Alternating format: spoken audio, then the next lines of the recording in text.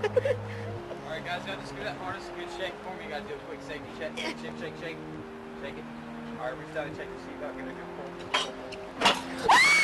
She had told some friends that she was being sought after by this guy named G, and that she owed him $700 and he was going to kill her or prostitute her out.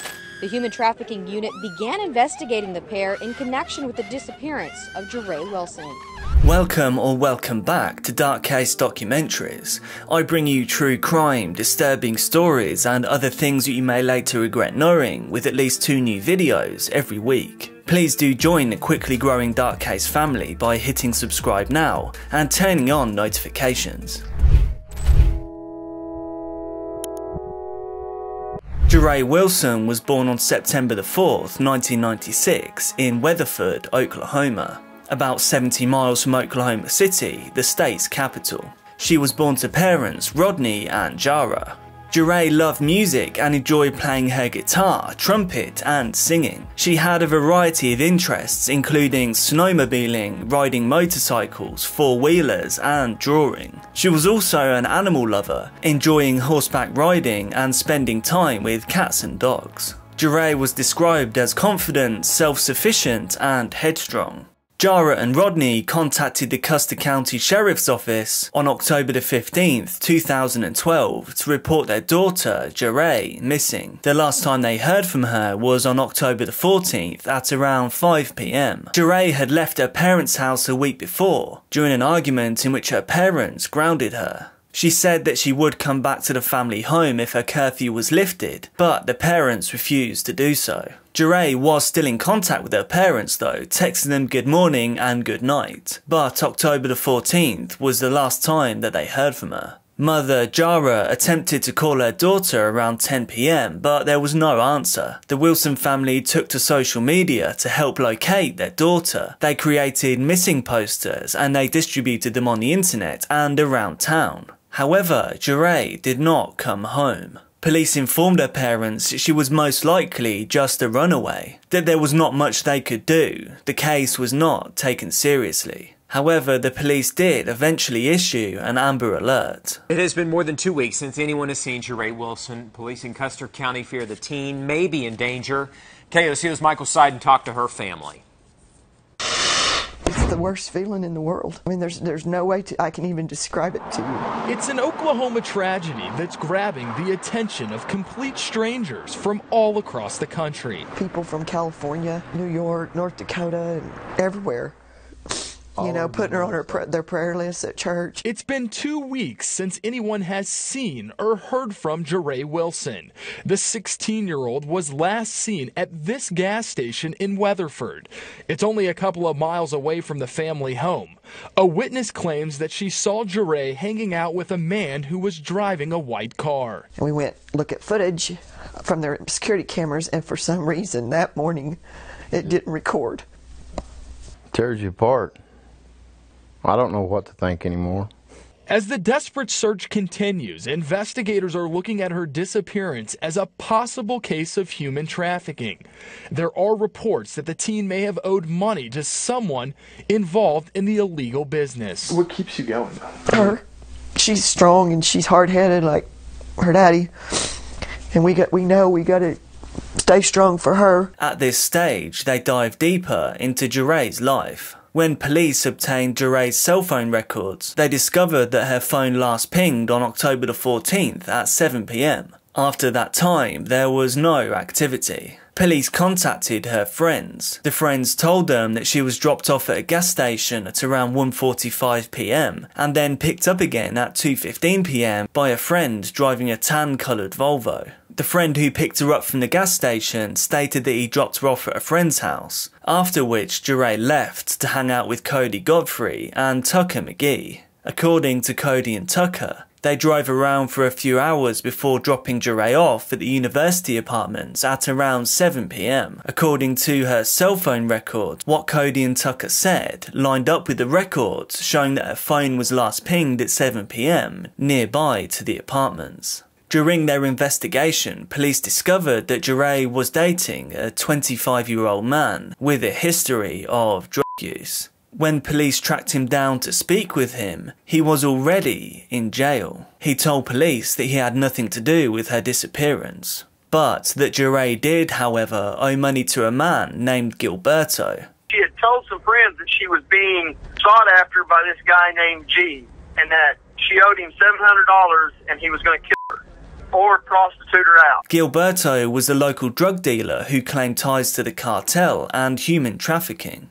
Coincidentally, Jaray had previously told her friends that she was afraid of being sold into human trafficking. So the Oklahoma Bureau of Narcotics became involved in the investigation. Gilberto Paz were arrested today because of information discovered by the Oklahoma Bureau of Narcotics Human Trafficking Unit. The Human Trafficking Unit began investigating the pair in connection with the disappearance of Jaray Wilson. It is not tied directly to the disappearance out in Weatherford, but the information was developed as a result of following leads in the disappearance. And these two individuals arrested today for the homicide in southeast Oklahoma County. These two have not been ruled out, and they are suspects in the disappearance. And detectives tell me that they will continue their search for Jaray. As for neighbors in this area, they say that this was a well-known drug house and that everyone has left since that murder occurred. He admitted to knowing Jaray and offered to drive her wherever she wanted. He passed a polygraph test. Gilberto's reputation preceded him. However, he had no ties to any cartel or to human trafficking. 1 year passed. Jaray's parents held a vigil every month on the 15th, and they would continue to do so until such a time that their daughter was returned. It is a case that has baffled investigators. A 16-year-old Weatherford girl disappears without a trace. Posters for Jaray Wilson have been plastered all over the state. This one's hanging inside the Chickasha Police Department, and authorities are looking for your help. KOCO's Naveen Dhaliwal has the story. Jaray Wilson was last seen leaving this convenience store in Hydro exactly a year ago. Authorities say human trafficking may have played a role in her disappearance, but her mother does not want to believe that. It's awful thought to think that to me, she's my baby, so to think that there's people out there that actually do that. In the past 12 months, the Oklahoma Bureau of Narcotics Human Trafficking Unit has received countless leads on the whereabouts of Jaray with the help from her family. We put flyers out. We still go, to different towns, and we have a lot of people helping us. OBN says so far they've interviewed more than 100 people, served a dozen warrants in the case, and even arrested 2 people for an unrelated murder. Her mother, Jaray Wilson, has heard the stories. That she's being into human trafficking, or she's just been, traded for drugs. I feel like someone's holding her against her will. As the authorities continue the search, the pain of not knowing what happened to Jaray is unbearable. I don't even know if I could describe it. It's just the worst feeling in the world. But within a few minutes, Jaray regains her composure to be strong for her baby girl. We won't ever give up, and we will find her. I promise her that. OBN says they're following up on all tips they receive on the disappearance of Jaray Wilson. They're hoping they're going to get that one solid lead that'll bring her home. However, police had come to a dead end, so they decided to start from the beginning by re-interviewing her friends. They once more questioned Cody, Godfrey and Tucker McGee. They both claimed once more that they only dropped Jaray off near the university apartments. However, police now knew that Cody and Tucker were the final people to come into contact with Jaray. This realisation put pressure on the 2 friends. Cody was the first to crack. He finally admitted what happened that night. Tucker received a message from Jaray asking for a ride. Tucker, according to Cody, showed him a gun and suggested that they kill her. They smoked synthetic marijuana before picking her up. They drove her to a remote location and just talked for a couple of hours. Cody said that they were about to leave, so he walked to the car. Tucker was carrying the gun in his waistband when he pulled it out and shot Jaray in the side of the head. Cody got out of the car and looked at Jaray. She was moaning in pain on the floor. Tucker then became enraged because Jaray was still alive. Tucker, according to Cody, shot Jaray in the face at point-blank range. Cody stated that he felt he had no choice but to assist Tucker in moving the body at that point. They then returned to town and dumped her belongings in a dumpster. The next day, Tucker and Cody returned to the scene with another friend, Caleb McLemore, and buried Jaray in a shallow grave. Disturbingly, Jaray's last message to her friend, Trey Gloria, stated that she felt sketched out when she was around Cody and Tucker. On December the 17th, 2013, police asked Cody to lead them to Jaray's body. Upon arrival, Cody thought he had taken them to the wrong location. On Tuesday, investigators found human remains that may be the missing Weatherford teen. Jaray disappeared last October. Almost immediately after Tuesday's discovery, Tucker McGee was arrested in connection to the case. We have live team coverage beginning with KOCO's Naveen Dhaliwal in Weatherford.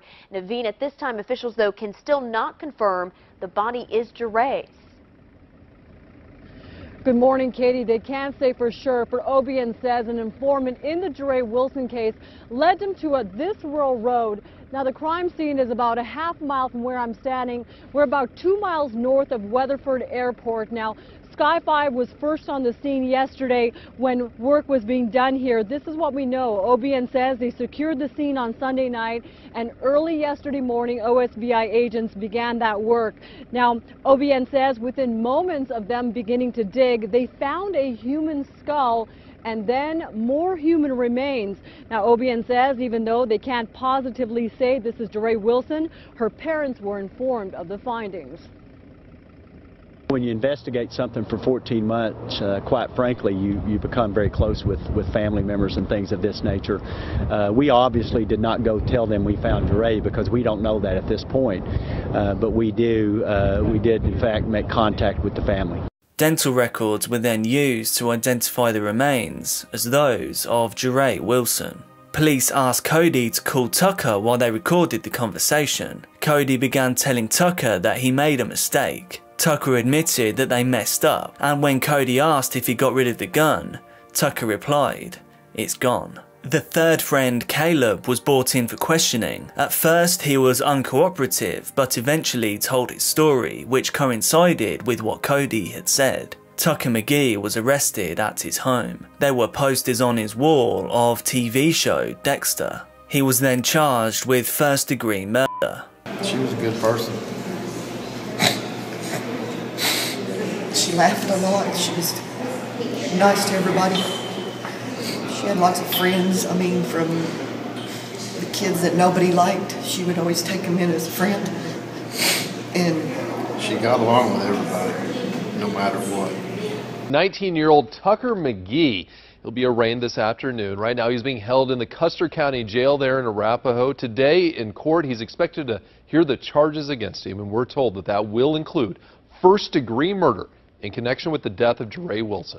Our crews talked with neighbors who know McGee. They tell us that he was a quiet kid, graduated from Weatherford High, and the investigation, we're told, is far from over. Officials with the Oklahoma Bureau of Narcotics say it's possible that more people will be arrested. Prosecutors in court sought the death penalty, but because Tucker was 10 days shy of his 18th birthday at the time of the murder, they settled for life in prison. Tucker was convicted of first-degree murder on March 3rd, 2015. He was sentenced to life in prison without the possibility of parole. Tucker's sentence was then overturned because minors in Oklahoma cannot be sentenced to life in prison without the possibility of parole. In June 2018, Tucker was subsequently sentenced to life in prison with the possibility of parole, but only after serving 38 years. Tucker McGee is currently incarcerated at Oklahoma's Lawton Correctional Facility. New charges tonight in a Weatherford teen's death. Jaray Wilson's remains were found back in December.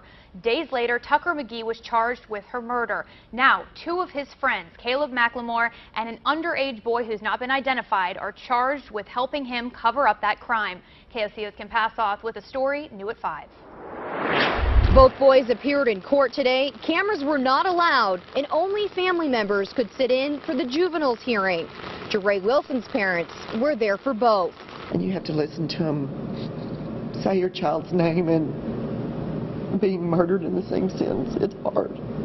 For a year, Rodney and Jaray Wilson waited and wondered, where was their daughter, Jaray? Investigators say Tucker McGee, Caleb McLemore, and another boy under the age of 18 knew all along. I can't even explain it in words to make anybody understand it. How someone can go 14 months and be walking next to you and never say nothing. Investigators allege McGee shot Jaray in the head and then hid her body under a tree, all while the minor boy watched on. McLemore allegedly drove McGee and the other boy back to the area the next day and gave them a shovel to dig a grave for Jaray's body. The boy who witnessed the crime came forward a year later, leading investigators to Jaray's remains. When questioned, McLemore denied involvement. Today is actually the first day I've seen those two personally. Now both McLemore and the underage boy are charged with helping their friend. The Wilsons say it's justice for Jaray, but it will never be enough. They will never get their daughter back. I'd like to go 19 months back and stop it. That's what I'd like to do. McLemore's bond is set at $50,000.